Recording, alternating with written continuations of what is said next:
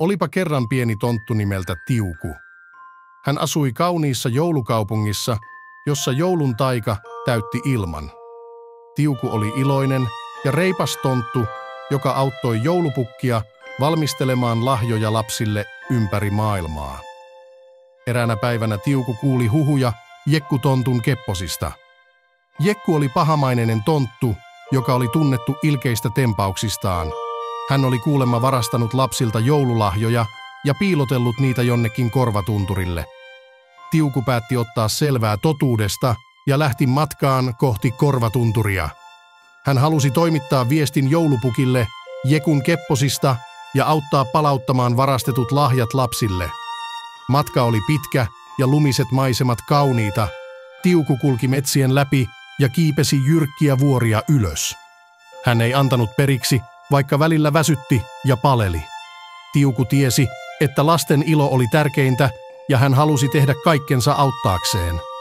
Vihdoin Tiuku saapui korvatunturille. Hän näki suuren tonttukylän, jossa kaikki olivat kiireisiä valmistelemaan joulua. Tiuku etsi joulupukin talon ja kertoi hänelle Jekkutontun kepposista ja varastetuista lahjoista. Joulupukki oli huolissaan, mutta hän tiesi, että Tiuku oli rohkea ja luotettava tonttu. Joulupukki antoi Tiukulle tehtäväksi löytää varastetut lahjat ja palauttaa ne lapsille. Tiuku lähti tutkimaan korvatunturia. Hän seurasi jälkiä, jotka veivät hänet syvälle metsään. Siellä hän löysi piilopaikan, jossa Jekkutonttu oli säilynyt varastetut lahjat. Tiuku keräsi kaikki lahjat ja lähti takaisin joulupukin luo.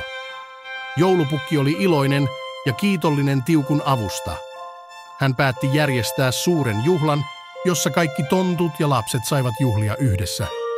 Juhlapäivänä kaikki kokoontuivat joulupukin talon eteen. Lapset olivat innoissaan, kun he näkivät kaikki kadonneet lahjat palautettuina. Tiuku oli ylpeä siitä, että hän oli auttanut palauttamaan joulun ilon lapsille. Juhlassa laulettiin joululauluja, tanssittiin ja syötiin herkullista jouluruokaa. Lapset kiittivät Tiukua ja antoivat hänelle lahjoja kiitokseksi. Tiuku oli onnellinen, sillä hän tiesi, että joulun taika oli palannut kaupunkiin. Ja niin Tiukutonttu jatkoi iloista seikkailuaan joulukaupungissa. Hän auttoi joulupukkia valmistelemaan lahjoja ja levittämään joulumieltä kaikkialle. Jekkutonttu sen sijaan oppi virheistään ja päätti lopettaa keppostelunsa. Ja siitä päivästä lähtien joulun taika säilyi vahvana ja lapset saivat nauttia joululahjoistaan ja iloisesta joulusta.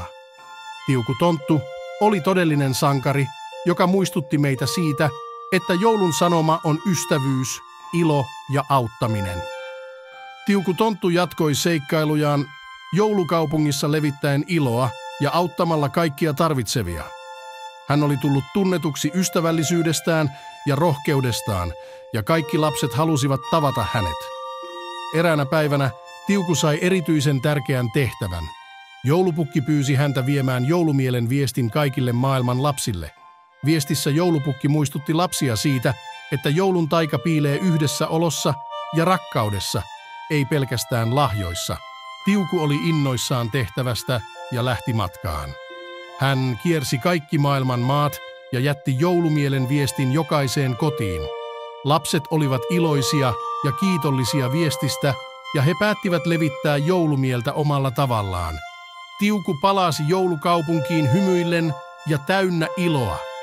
Hän tiesi, että hänen tehtävänsä oli onnistunut ja että joulumieli oli levinnyt kaikkialle. Joulupukki kiitti Tiukua hänen uskomattomasta työstään ja antoi hänelle erityisen kunniamerkin. Joulupäivänä kaikki lapset avasivat lahjansa ja iloitsivat niistä suuresti. Mutta he muistivat myös joulupukin viestin ja sen, että joulun taika ei ole pelkästään lahjoissa, vaan rakkaudessa ja yhdessä olossa. Tiukutonttu jatkoi seikkailujaan joulukaupungissa, auttaen ja ilahduttaen kaikkia, jotka tarvitsivat apua. Hänestä tuli kaikkien lasten suosikki ja hänen tarinastaan kerrottiin vielä pitkään. Ja niin tarina Tiukutontusta ja hänen seikkailuistaan jatkui vuodesta toiseen. Joulun taika säilyi vahvana ja lapset oppivat, että joulumieli on jotain, mitä voi jakaa ja levittää kaikkialle.